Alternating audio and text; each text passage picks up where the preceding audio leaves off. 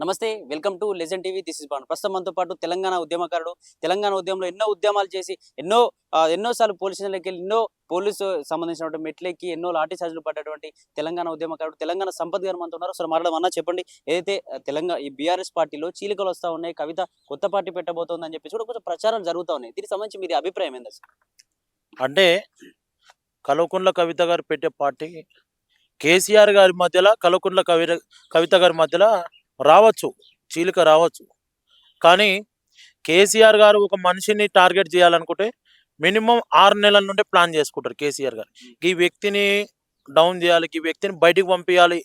కేసీఆర్ గారు చెప్పినట్టు విని కేసీఆర్ గారికి నచ్చినట్టు వింటే మాత్రం ఎవరినైనా దగ్గర పెట్టుకుంటారు. కానీ కేసీఆర్ గారు నచ్చకపోతే మాత్రం ఆ వ్యక్తిని అబండమైన ఆరోపణలు చేసి బయటకు పంపించే సంస్కృతం, నీచ సంస్కృతం కేసీఆర్ గారు తప్ప ఈ ప్రపంచంలో ఎవరి దగ్గర లేదు. అంటే సొంత కూతుర్నే బయటకు పంపించేంత ఉంటుందంటారా? చూడడు. ఇప్పుడు నేను ఒక మాట అడుగుతున్నా. ఇలా ఈటల రాజేందర్ గారే కావచ్చు, గతంలో ఈటల రాజేందర్ అన్ననే కానీ, గతంలో గాదే ఇన్ననే కానీ, గతంలో మన జిడ్డ బాలకృష్ణారెడ్డి గారే కానీ, అట్లా ఆలె నరేంద్ర గారే కానీ ఇంతమందిని దూరం పెట్టుకుని విజయశాంతి వరకు అందరినీ దూరం పెట్టిన కేసీఆర్ గారు ఆయనకు నచ్చకపోతే కల్వకుంట్ల కవిత గారిని కూడా పెట్టవచ్చు. కానీ పార్టీ పెడతాం ఏదైతే ఉన్నదో ఇప్పుడు ఓపెన్గా కనబడుతుంది ఏంటంటే నిన్నటి నుండి మొన్నటి వరకు వాస్తవానికి నిజంగా కూడా కేసీఆర్ గారికి కవిత గారికి నిజంగా ఆ లేఖ రాసిన తర్వాత అగనెస్ట్గా పోతున్నారేమో అనుకున్నాం. కానీ వారు పెట్టే పార్టీ వెనుక ఖచ్చితంగా కేసీఆర్ డ్రామాలు ఉన్నాయి. కేసీఆర్ ఒక కుట్ర దాచుకున్నది. ఇలా బీఆర్ఎస్ పార్టీని ఎవరు నమ్మనిక లేరు. తెలంగాణ రాష్ట్రంలో మాకు ఒక పార్టీ ఉండాలి, మాకు ఉండాలంటే బీఆర్ఎస్ పార్టీ మీద కాకుండా కల్వకుంట్ల కవిత గారి తరపున మేము బీసీలను పావులుగా వాడుకొని మేము పార్టీ పెడతామనే ఉద్దేశంతో పోతున్నారు. నేను అడుగుతున్నా, అయినా స్వయంగా కల్వకుంట్ల కవిత గారిని కూడా నేను ఒకటి విజ్ఞప్తి చేస్తున్నా, ఒక సూటి ప్రశ్నలు అడుగుతున్నా. గతంలో మీరు పరిపాలించారు కదా, పరిపాలనలో ఉన్నప్పుడు తెలంగాణ ఉద్యమం చేసి ఆగమైన దగాపడ్డ ఉద్యమకారుల గురించి ఎందుకు వినతి పత్రం ఇవ్వలేదు? అదే మీ ప్రభుత్వంలో ఇంటర్ విద్యార్థులు చనిపోయినప్పుడు ఎందుకు నువ్వు వినతి పత్రం ఇవ్వలేదు? పేపర్ లీకేజ్ అయినప్పుడు ఎందుకు వినతి పత్రం ఇవ్వలేదు అని నిన్ను అడుగుతున్నా. వీడికి సమాధానం చెప్పే ధైర్యం మీ పార్టీలో ఎవరికైనా ఉండాలి. కానీ మీరు చేసే పని గొప్ప పని కావచ్చు, కల్వకుంట్ల కవిత గారు ఇప్పుడు చేసే పని గొప్ప పని కావచ్చు, కానీ నీతి నిజాయితీగా తెలంగాణ ప్రజల పక్షాన కొట్లాడేది ఉంటే బయటకు వచ్చి పార్టీ ఇలా నికారసంగా పెట్టని. కానీ ఇలా కేసీఆర్ గారితో ఒప్పందాలు పెట్టినా, అటు రేవంత్ రెడ్డి గారితో ఒప్పందాలు పెట్టినా తెలంగాణ ప్రజలు తిరస్కరిస్తారు. ఇలా తెలంగాణ రాష్ట్రంలో అనేక మంది ఇలా ఎవరు చూసినా తెలంగాణ రాష్ట్రంలో అనేక ప్రశ్నించే గొంతుకలు కావాలని కోరుకున్న గడ్డ ఈ గడ్డ. ఇలా మీరు డ్రామాలు ఆడితే మాత్రం తెలంగాణ ప్రజలు మీ నాయనకు మీ అయ్యకు ఏ గతి పట్టించును ఆ పతి మళ్ళీ పడుతుందని కూడా నేను ఎవరు పోలీస్ స్టేషన్కి వెళ్ళి వచ్చినా వాళ్ళు సేమ్ అయిపోతున్నారు అని చెప్పేసి, ఎవరు పాదయాత్రలు వేసిన వాళ్ళు సేమ్ అయిపోతుంది. ఈ థాట్తో వస్తుందని అనుకోవచ్చు. ఇది సంబంధించి అటు జగన్ విషయంలో కావచ్చు, ఇటు కేసీఆర్ విషయంలో బాగా జరుగుతూ ఉన్నాయి కదా. జైలుకి వెళ్ళి రాగానే ముఖ్యమంత్రి అయిపోవడం, లేకపోతే ఏదో ఒక మంత్రి పదవి రావడం, ఇట్లాంటి ఏమైనా ఫాలో అవుతుంది అనుకోవచ్చా? వరంగల్ జిల్లాలో ఒక ముసలావ ఉంటుంది. ఆ ముసలావ రోజు ఇంటి నుండి 1000 స్తంభాల గుడి దాకా నడుచుకుంటూ పోతుంది. రోజు 20 కిలోమీటర్లు నడుచుకుంటూ పోతుంది. అయ్యో బిడ్డ, నేను రోజు పోతున్నా కానీ నేను ఇంతవరకు ఒక మెట్టు ఎక్కుతలేని ఇంకీనే ఉంటున్నా అని చెప్పింది. సేమ్ పరిస్థితి గిల పరిస్థితి కూడా కదా అవుతుంది. ఇలా ప్రతి ఒక్కడు పాదయాత్ర చేస్తా, ప్రతి ఒక్కడు ఇలా జైలుకు పోయిన వాళ్ళంతా ముఖ్యమంత్రి అవుతారంటే జైలుకు దేనికోసం పోయారు, ఏ విషయంలో పోయారు అనేది కూడా ప్రజలు చూస్తారు. కానీ తెలంగాణ రాష్ట్రంలో ఇలా గొప్ప పరిపాలన కావాలని కోరుకునే ప్రజలు ఇలా విఫలమైందని కూడా తెలుస్తుంది. ఇలా ప్రతి ఒక్కరు జైలుకు పోయినోడు అట్లా, పోలీస్ స్టేషన్ మెట్లెక్కునోడు అట్లా ముఖ్యమంత్రి కావాలని కూడా వందలాది మంది విద్యార్థులు జైలు పోయారు. మళ్ళీ ముఖ్యమంత్రి కావాలి కదా. అది అందరికీ అచ్చుబాటు రాదు. అది అందరికీ అవకాశాలు ఉన్నాయి. రాజకీయాలలో మెరిట్ ఉన్న వాళ్ళకే ఉంటుంది. అంటే మరో షర్మిల కాబోతుందని అనుకోవచ్చా కవితనే?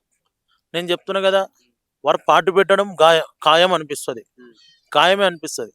కానీ తెలంగాణ ప్రజలకు నేను క్లియర్గా చెప్పిన, మీ డ్రామాల మధ్య పార్టీలు పెడితే మాత్రం ప్రజలు మిమ్మల్ని దగ్గరికి రానియరు.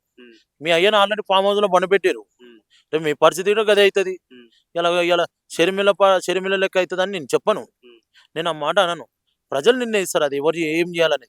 ఏదైతే లిక్కర్ స్కామ్ లో జైలుకి వెళ్ళొచ్చిన తర్వాత ఎక్కువ ఇటు సామాజిక తెలంగాణ అని చెప్పేసి అలాగే అసెంబ్లీలో కూడా పూల విగ్రహం పెట్టాలని చెప్పేసి బీసీ వాదంతో బాగా ఎక్కువ రౌండ్ టేబుల్ సమావేశాలు ప్రెస్ మీట్లు కూడా ఏర్పాటు చేసింది. నిజంగా ఒకవేళ నిజంగానే పక్కకు వచ్చి పార్టీ పెడితే ప్రజలు బీసీలంత దగ్గర తీసుకునే ఛాన్స్ ఉందంటారు? నేను అడుగుతున్నా కదా, బడుగు బలహీన వర్గాల బిడ్డలను, బీసీలను ఇలా 10 ఏళ్ల ప్రభుత్వంలో ఉన్నప్పుడు ఎందుకు గుర్తు రాలేదు? ఆ నువ్వు 10 ఏళ్ళు పరిపాలించినావు కదా ప్రభుత్వంలో, ఎందుకు పూలే గారి విగ్రహం నువ్వు అసెంబ్లీలో ఏర్పాటు చేయలేకపోయినావు? 10 ఏళ్ళు మీ నాయన ముఖ్యమంత్రి ఉన్నాడు కదా తెలంగాణ రాష్ట్రానికి.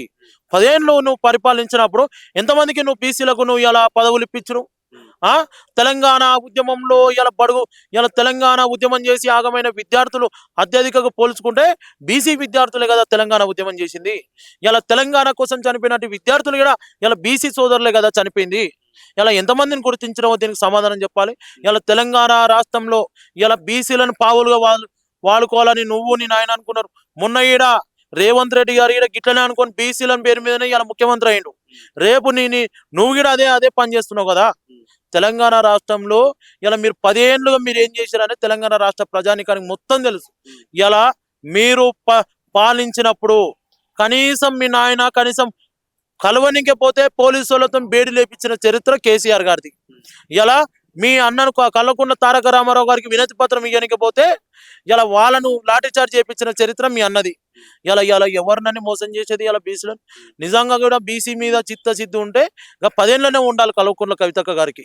ఇలా ఇప్పుడు వచ్చి బీసీ మీద అంటే బీసీలు ఇలా సత్తా లేదనుకున్నాను. బీసీలందరూ ఏకమైతే తెలంగాణ గడ్డ మీద ఎవడు ఆపలేరు, గుర్తుపెట్టుకో. రాజ్యాధికారం బీసీలదే వస్తుంది రాబోయే రోజులలో. రేపు రాజ్యాధికారం బడుగు బలహీన వర్గాలదే వస్తుంది. కాబట్టి ఇవాళ తెలంగాణ రాష్ట్రంలో బీసీలను పావులుగా వాడుకోవాలని చూస్తే మాత్రం ఇవాళ తెలంగాణ ప్రజలలో గ్రామాలలో కూడా తెలివైన బీసీలు ఉన్నారు. ఇలా మీరు బీసీలు అంటే అంత చీప్గా పడాల్సిన అవసరం లేదు. తెలంగాణ గడ్డ మీద బీసీల రాజ్యం వస్తుంది రేపు. అంటే మరొక రకంగా ఇటు మెదక్ ఎంపీ రఘునందరావు కూడా మాట్లాడుతూ ఉన్న పరిస్థితి ఏంటంటే కాంగ్రెస్ లోకి వెళ్ళబోతోంది, కొత్త పార్టీ ఏం పెట్టలేదు కానీ కాంగ్రెస్ లోకి వెళ్ళబోతుంది. దీని వెనక కేసీఆర్ హస్తం ఉంది, రేవంత్ రెడ్డి హస్తం ఉంది, వీళ్ళు కలిసి పార్ట్నర్షిప్ లో వెళ్ళబోతుంది, తర్వాత టీపీసీసీ కూడా ఇవ్వబోతా ఉన్నారని చెప్పేసి కూడా కొన్ని వాదనలు కూడా వేసిండు. దీని ఎట్లా చూసారన్న?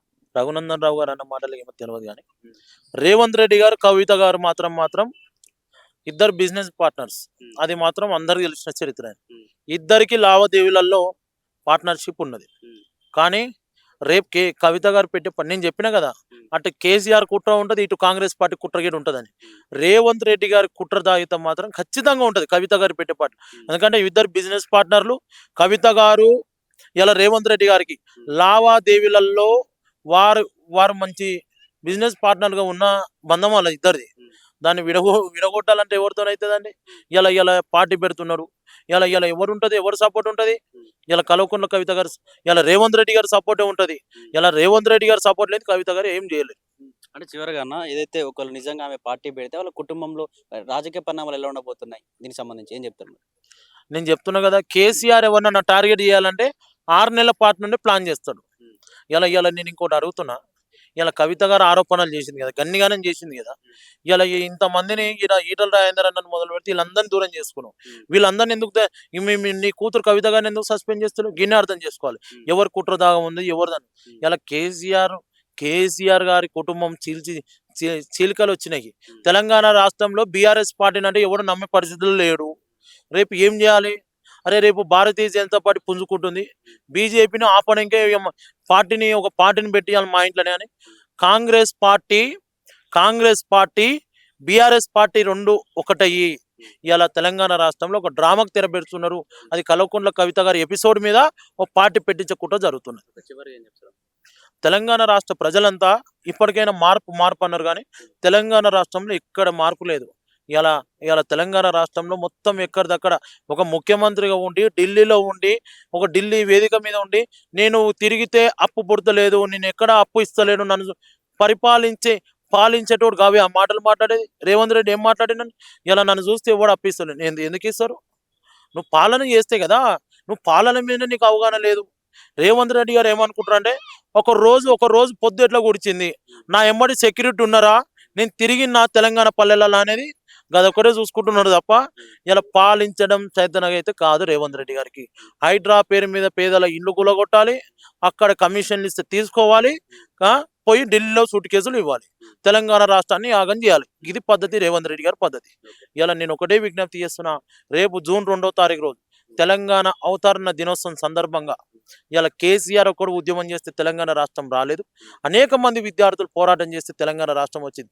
ఏ ప్రధాన రాజకీయ పార్టీలైనా రేపు రాబోయే ఎన్నికలలో కానీ రేపు రాబోయే రోజులలో కానీ ఏది ఉన్నా తెలంగాణ ఉద్యమకారులకు గుర్తింపుని ఇవ్వాలి.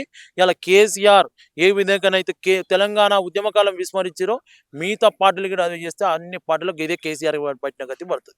ఇలా తెలంగాణ ఉద్యమకారులకు, తెలంగాణ అమరవీరుల కుటుంబాలకు రేపు జూన్ 2వ తారీఖు రోజున తెలంగాణ రాష్ట్రంలో ప్రతి పట్టణంలో ప్రతి వాడలో అమరవీరులకు నివాళులర్పించే కార్యక్రమం చేసుకోవాలని కూడా నేను విజ్ఞప్తి చేస్తున్నా. తెలంగాణ ఉద్యమకారుడు ఎవరైతే ఉద్యమం చేసిన బిడ్డలు ఉంటారో వాళ్ళను మంచి గౌరవించుకొని సన్మానం చేసుకోవాలని కూడా నేను విజ్ఞప్తి చేస్తున్నా. Thank you.